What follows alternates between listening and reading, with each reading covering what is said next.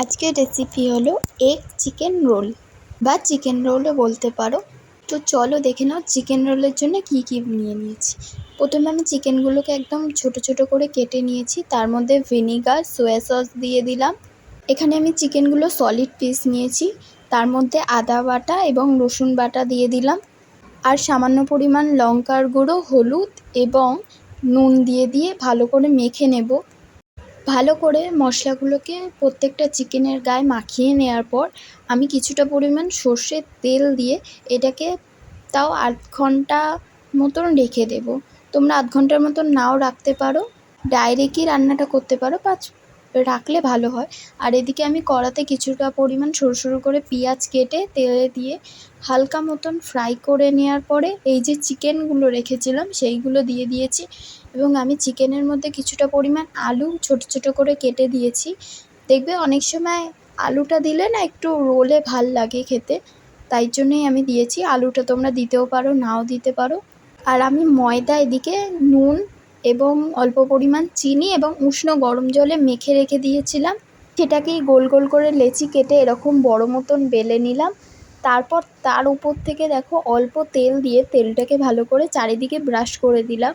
তার ওপর দেখো আমি একটা চা ছাঁকুনির মধ্যে অল্প একটু ময়দা নিয়ে চারিদিকে ছিটিয়ে দিচ্ছি।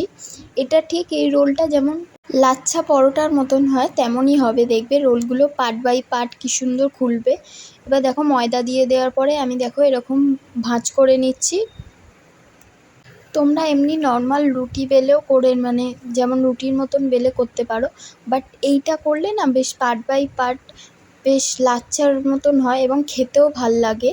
তারপর দেখো ওরকম ভাঁজ করে নেওয়ার পরে একটু লম্বা করে টেনে নিয়ে এরম গোল গোল করে নিলাম। গোল গোল করে লাস্টে যে শেষ অংশটা একদিকে আটকিয়ে দিয়ে আমি ওটাকে চ্যাপ্টা করে আবার বেলে নেব। দেখো এবার আমি বেলে নিচ্ছি, আর দেখো কি সুন্দর ভাঁজগুলো এখনো পর্যন্ত রয়ে গেছে।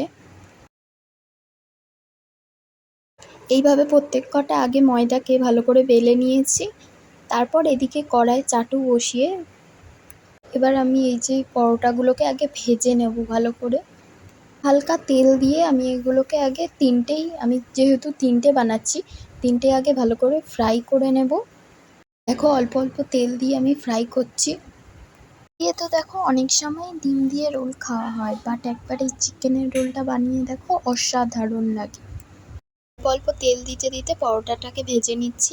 এবার দেখো এই পরোটাটা তোমরা যেমন মানে তোমরা যদি একটু ডিপ ফ্রাই মানে একটু কড়া করে খেতে চাও তাহলে কড়াও ভাজতে পারো, এবার যদি একটু হালকা করে খেতে চাও তাহলে হালকা করেও ভাজতে পারো।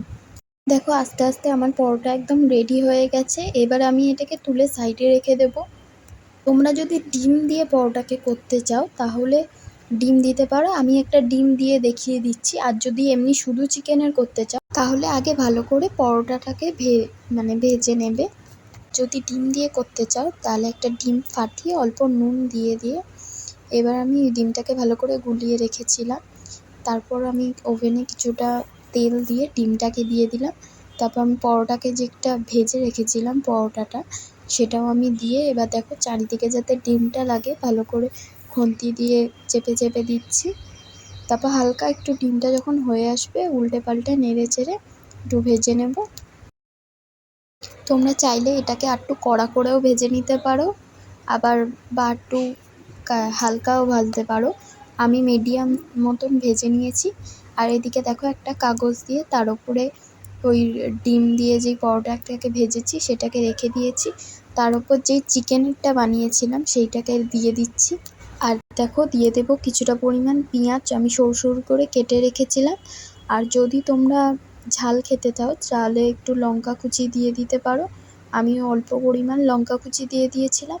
আর ওপর থেকে হালকা সস একটুখানি দিয়ে দিয়েছিলাম। এটা একবার বাড়িতে বানিয়ে সবাইকে দিও এবং তোমরাও খেও, এত অসাধারণ লাগে ভাবতেও পারবে না যে বাড়িতে এই রোলটা বানানো হয়েছে, মনে হবে দোকান থেকে কিনে আনা হয়েছে। তারপর দেখো আমি ভালো করে কাগজটাকে মুড়িয়ে নিচ্ছি।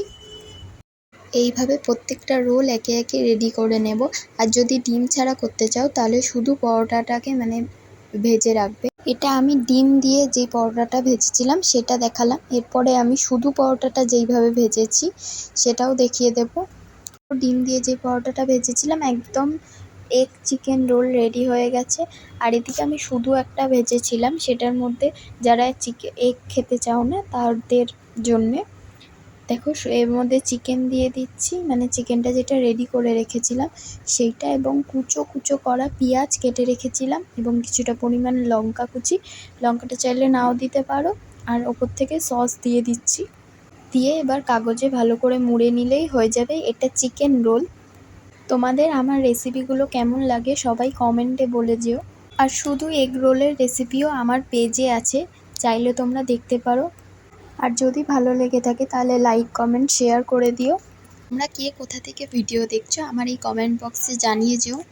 দেখো কথা বলতে বলতে আমাদের এগ চিকেন রোল বা চিকেন রোল আমাদের একদম রেডি হয়ে গেছে। দেখো কি সুন্দর ভেতরে চিকেনগুলো দেখা যাচ্ছে। আর এটা একবার বানিয়ে খেয়ে দেখবে, যতটা না দেখে ভালো লাগছে তার থেকে বেশি খেয়ে ভালো লাগবে। আজকের ভিডিও এই পর্যন্তই, আবারও আসবো।